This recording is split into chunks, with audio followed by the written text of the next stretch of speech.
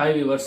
WPL ஆரம்பிச்சதுலேருந்து women's premier league ஆரம்பிச்சதுலேருந்து நம்ம வரிசையாக பார்த்தீங்கன்னா உமன்ஸ் மேட்ச்சுக்கு ப்ரெடிக்ஷன்ஸ் கொடுத்துருக்கோம். இன்றைக்கி ஃபைனல் வரைக்கும் இப்போ தான் வந்துச்சு. இதான் லாஸ்ட் வீடியோ. இதோட பார்த்தீங்கன்னா WPL முடியுது. இந்த WPL இனிஷியல் டைமில், அதாவது ஆரம்பித்த டைமில் ஒரு 6-7 மேட்ச்சுக்கு பார்த்தீங்கன்னா ப்ரெடிக்ஷன்ஸ் சூப்பராக வந்துச்சு. 80 to 90% கூட ஒர்க் ஆச்சுன்னு சொல்லலாம். அவ்வளோ கரெக்டாக வந்துச்சு. 8 பிளேயர்ஸ் குறையாமல் பார்த்தீங்கன்னா ட்ரீம் டீம் கொடுத்துட்டு இருந்தோம். கேப்டனைஸ் முதற்கொண்டு பார்த்தீங்கன்னா கரெக்டாக சொல்லிட்டு வந்துருந்தோம். அந்த டைமில் பார்த்தீங்கன்னா ப்ரெடிக்ஷன்ஸ் சூப்பராக ஒர்க் ஆச்சு. அதுக்கப்புறம் இடையில பார்த்தீங்கன்னா எனக்கு கொஞ்சம் ஹெல்த் இஷ்யூஸ், அதனால் பார்த்தீங்கன்னா வீடியோ போடலை. கிட்டத்தட்ட ஒரு 10 நாளுக்கிட்ட பார்த்தீங்கன்னா வீடியோ போடலன்னு நினைக்கிறேன். அதுக்கப்புறம் 2-3 மேட்ச்சுக்கு போட்டேன். அதுக்கப்புறம் இடையில பார்த்தீங்கன்னா ஒரு நாள் வீடியோ போடலை. இன்னொரு நாள் பார்த்தீங்கன்னா வாய்ஸ் மட்டும் போட்டு விட்டேன் வீடியோவில். திரும்பவும் பார்த்தீங்கன்னா உடம்பு சரியில்லை, அதனால் பார்த்தீங்கன்னா வீடியோ போட முடியலை. ஒரு நாள் பார்த்தீங்கன்னா டெலகிராமில் கொடுத்தேன்னு நினைக்கிறேன்.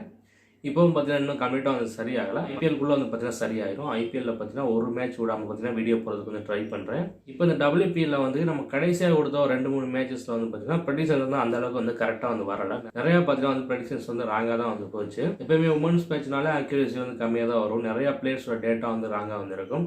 அது உமன்ஸ் மேட்ச்சில் டொமஸ்டிக் சீரியஸ்னால் ரொம்பவே பார்த்தீங்கன்னா அக்யூரேசி கம்மியாக தான் வரும். ஏன்னு கேட்டிங்கன்னா ஒரு பெரிய பிளேயர்ஸை தவிர மற்ற யாருக்குமே பார்த்தீங்கன்னா டேட்டா கிடைக்காது. ஒரு டேட்டா பர்த்தே பார்த்தீங்கன்னா அஃபிஷியலாக இருக்காது. விக்கிபீடியாவே பார்த்தீங்கன்னா நிறையா பிளேயர்ஸ்க்கு இருக்காது. ஸோ ஏதாச்சும் ஒரு வெப்சைட்டில் போயிட்டு அவங்களோட டேட்டா பற்றி எடுத்தாலும் பார்த்தீங்கன்னா அதில் பார்த்தீங்கன்னா நிறைய தப்பு இருக்குது. அதனால பார்த்தீங்கன்னா உமன்ஸில் பார்த்தீங்கன்னா அக்யூரேசி கம்மியாக ப்ரெடிக்ஷன்ஸ் நிறைய ராங்காக போச்சு.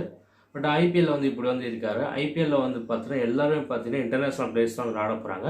டொமஸ்டிக் பிளேயர்ஸ்லாம் பார்த்தீங்கன்னா ஒரு டீமுக்கு 2 பேர் 3 பேர் தான் இருப்பாங்க. அவங்களும் பார்த்தீங்கன்னா நமக்கு தெரிஞ்ச பிளேயர்ஸ் தான் இருப்பாங்க. மோஸ்ட்லி ஐபிஎல்ல எல்லாருக்குமே பார்த்தீங்கன்னா விக்கிபீடியாஸ் இருக்கும். ஸோ டேட்டாஸ் கிடைக்கும். ஸோ ஐபிஎல் நல்லா ப்ரெடிக்ஷன் பண்ணலாம். இந்த இம்பேக்ட் பிளேயர் ரூல் மட்டும் பார்த்தீங்கன்னா அது பார்த்தீங்கன்னா கொஞ்சம் இதாக இருக்கும் நமக்கு ப்ரெடிக்ஷன் பண்ணுறதுக்கு.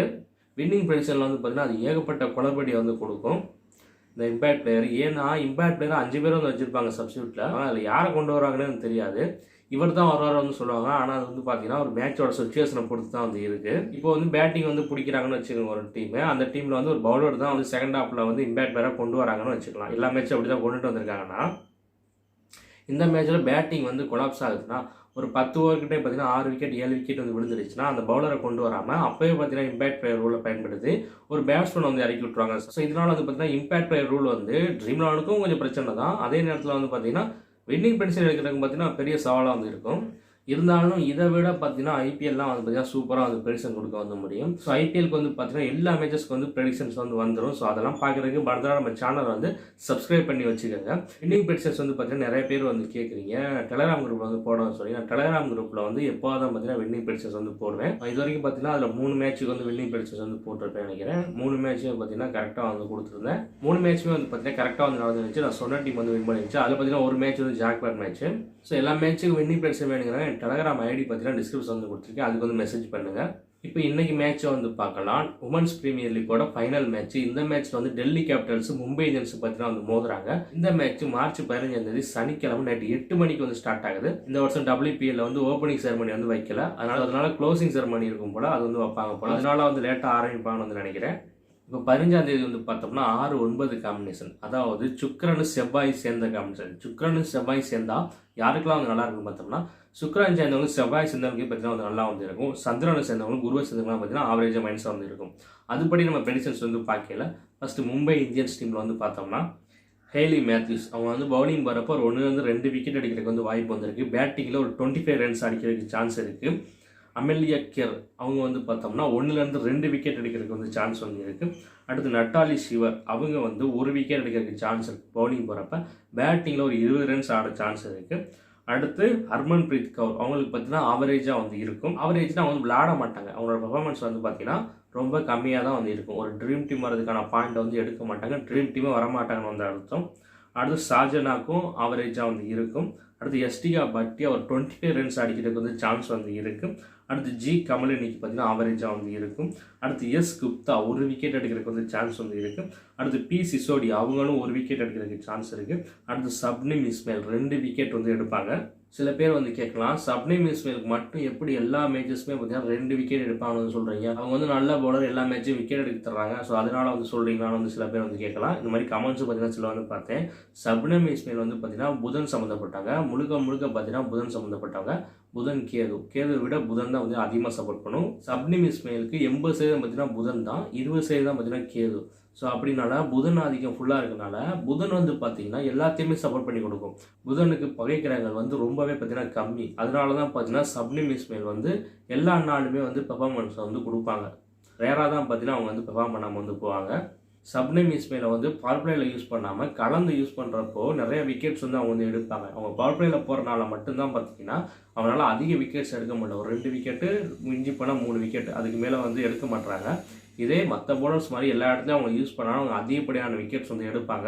இன்னொன்று சப்னிம் இஸ்மாயிலை பவர் பிளேயில் யூஸ் பண்ணுறது அந்த டீமுக்கும் பார்த்தீங்கன்னா ரொம்ப நல்லது. ஏன்னு கேட்டிங்கன்னா ஆப்போசிட்டில் பவராக இருந்தாலுமே சப்னிம் இஸ்மாயில் பவுலிங் போகிறப்ப பார்த்தீங்கன்னா விக்கெட் வந்து விழுந்துடும். அது சொல்லவே வந்து முடியாது அந்த கிரகம் பவராக இருக்கும், எந்த கிரகம் பவராக இருக்குமான்னு. நிறைய மேட்ச் பார்த்துருக்கீங்க, நல்ல பிளேயர் பெரிய பிளேயர்லாம் பார்த்தீங்கன்னா சப்னிம் இஸ்மாயில்கிட்ட வந்து பார்த்தீங்கன்னா அவுட் ஆகிட்டு வந்து போயிருப்பாங்க. ரீசன் பார்த்தீங்கன்னா இதுதான். நெக்ஸ்ட் டெல்லி கேபிட்டல்ஸில் வந்து பார்த்தீங்கன்னா மெக்லானிங் பார்த்தீங்கன்னா ஆவரேஜாக வந்து இருக்கும். ஆவரேஜ்னா அவங்க வந்து சரியாக பெர்ஃபார்ம் பண்ண மாட்டாங்க. மெக்லானிங் சஃபாலி வரப்போம், ஒரு 25 ரன்ஸ் அடிக்கிறதுக்கு வந்து சான்ஸ் வந்து இருக்குது.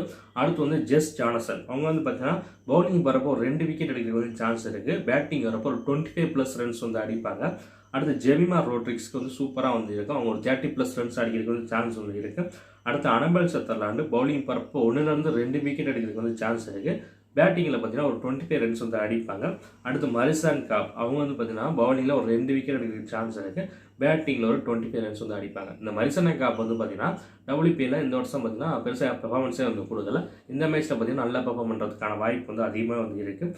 அடுத்து சாரா பேசிக் வந்து பார்த்தீங்கன்னா ஆவரேஜாக வந்து இருக்கும். அடுத்து நிக்கி பிரசாத் வந்து ஒரு 20 ரன்ஸ் அடிக்க சான்ஸ் இருக்குது. அடுத்து சீகா பாண்டே 1 விக்கெட் வந்து எடுப்பாங்க. அடுத்து மின்னு மணி 2 விக்கெட் எடுக்கிறதுக்கு சான்ஸ் இருக்குது. அடுத்து டைட்டஸ் அதுக்கு பார்த்தீங்கன்னா ஆவரேஜாக வந்து இருக்கும்.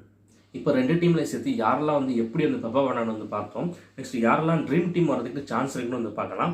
அதுபடி பார்க்கையில் Shafali Verma, Jess Jonassen, Jemimah Rodrigues, Annabel Sutherland, Marizanne Kapp, Minnu Mani, Hayley Matthews, Amelia Kerr, Natalie Sciver, Yastika Bhatia, Shabnim Ismail, இவங்கெல்லாம் பார்த்தீங்கன்னா ட்ரீம் டீம் வர்றதுக்கு பாசிபிலிட்டி இருக்கக்கூடிய பிளேயர்ஸ். அமன்ஜோத் கவுர் வந்து மும்பை டீமில் வந்து விட்டுட்டு வந்து நினைக்கிறேன்.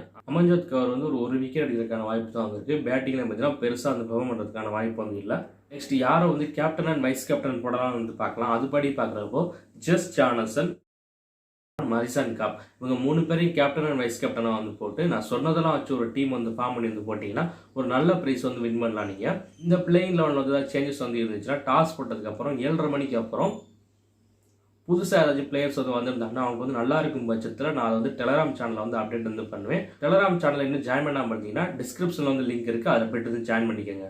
வேறு எந்த டவுட்டுனாலும் எதுவாக இருந்தாலும் நீங்கள் வந்து கமெண்ட்டில் வந்து கேளுங்க. அப்படி கமெண்ட்டில் கேட்கறாட்டியும் டெலகிராம் ஐடி இருக்குது, அதுக்கு பார்த்தீங்கன்னா வந்து மெசேஜ் பண்ணுங்கள். புதுசாக பார்க்குறவங்க மறந்துடாம சேனல் வந்து சப்ஸ்கிரைப் பண்ணி வச்சுக்கோங்க.